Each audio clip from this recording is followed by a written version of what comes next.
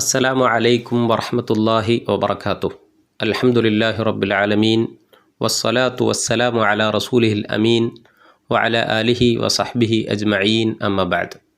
ഏറെ സ്നേഹമുള്ള സഹോദരങ്ങളെ, സഹോദരിമാരെ, ജീവിതത്തിൽ ഒരിക്കൽ പോലും ദേഷ്യം പിടിക്കാത്തവർ വളരെ വിരളമായിരിക്കും.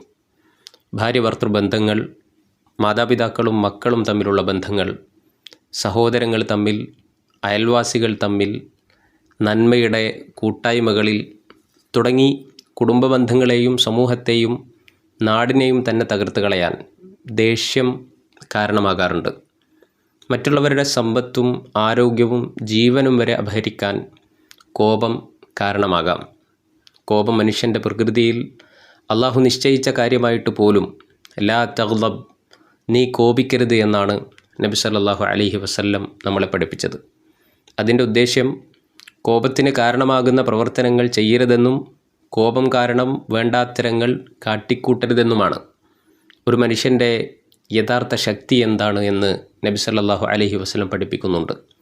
ലൈസ ശദീദു ബിസ്സുർഅ ഇന്നമ ശദീദു അല്ലദീ യംലികു നഫ്സഹു ഇൻദൽ ഗളബ്.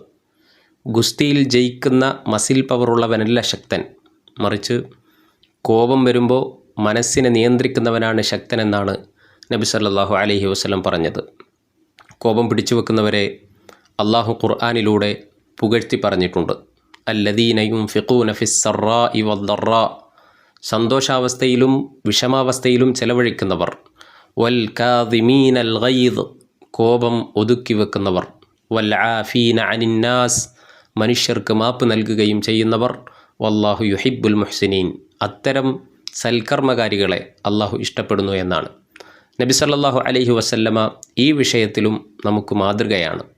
10 വർഷത്തോളം നബി സല്ലല്ലാഹു അലൈഹി വസല്ലമക്ക് സേവനം ചെയ്ത അനസ് റളിയല്ലാഹു അൻഹു പറഞ്ഞത്, 10, 20, 30 വർഷമായി ഭർത്താവിൻ്റെയും ഭാര്യയുടെയും മക്കളുടെയും മാതാപിതാക്കളുടെയും എല്ലാം കൂടെ ജീവിക്കുന്ന നമ്മുടെ അവസ്ഥ പരിശോധിക്കാൻ ഉതകുന്ന വലിയൊരു ഉദാഹരണമാണ്.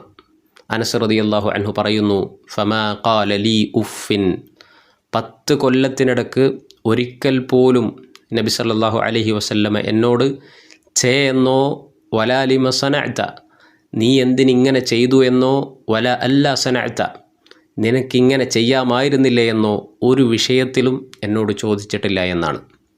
പലപ്പോഴും പ്രവാചകൻ്റെ സുന്നത്തും കൽപ്പനകളും പിൻപറ്റാൻ ആഗ്രഹിക്കുന്നവർ പോലും കോപം വരുമ്പോൾ നബി സല്ലല്ലാഹു അലൈഹി വസല്ലം പറഞ്ഞ കാര്യങ്ങൾ മറന്നു പോകാറുണ്ട്.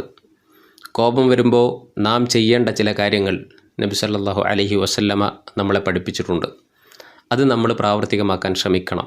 അള്ളാഹു തൗഫീഖ് ചെയ്യുമാറാകട്ടെ. പ്രവാചകൻ സല്ലല്ലാഹു അലൈഹി വസല്ലം പറഞ്ഞു, വ ഇദാ ഗദിബ അഹദുക്കും ഫല്യസ്കുത്, ഇതിലൊന്ന് ദേഷ്യം വന്നാൽ മിണ്ടാതിരിക്കുക എന്നതാണ്. കോപവുമായി ബന്ധപ്പെട്ട് നബി സല്ലല്ലാഹു അലൈഹി വസല്ലം ഉപദേശിച്ച ഉപദേശങ്ങളിലൊന്ന് വ ഇദാ ഗദിബ അഹദുക്കും ഫല്യസ്കുത്, ആർക്കെങ്കിലും ദേഷ്യം പിടിച്ചാൽ അവൻ ആ ദേഷ്യത്തോടുകൂടെ ഒന്നും സംസാരിക്കരുത്. ഫല്യസ്കുത്, അവൻ മിണ്ടാതിരിക്കണം എന്നാണ്. മറ്റൊരിക്കൽ നബി സല്ലല്ലാഹു അലൈഹി വസല്ലം പറഞ്ഞു, ഇദാ ഗദിബ അഹദുക്കും വഹുവ ഖായിമുൻ ഫല്യജ്ലിസ്, ഒരാൾക്ക് ദേഷ്യം പിടിക്കുന്ന സന്ദർഭത്തിൽ അവൻ നിന്നവനാണെങ്കിൽ അവൻ ഇരിക്കണമെന്നാണ്. ഫല്യജ്ലിസ്, അവൻ ഇരിക്കണം.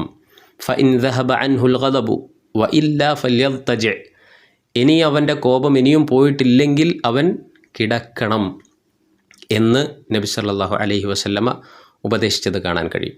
അതേപോലെ തന്നെ ഒരിക്കൽ ദേഷ്യം പിടിച്ച ഒരു മനുഷ്യനെ കണ്ടപ്പോൾ നബി സല്ലല്ലാഹു അലൈഹി വസല്ലം പറഞ്ഞു, ഇന്നി ല അലമു കലിമതൻ ലൗ ഖാലഹാ, എനിക്കൊരു വാചകമറിയാം, അതെങ്ങാനും ആ മനുഷ്യൻ പറഞ്ഞിട്ടുണ്ടായിരുന്നെങ്കിൽ ലദഹബ അൻഹു മാ യജിദ്, അദ്ദേഹത്തിനിപ്പോഴുള്ള ഈ ഒരു കോപം അദ്ദേഹത്തിൽ നിന്ന് പോകുമായിരുന്നു എന്നാണ്.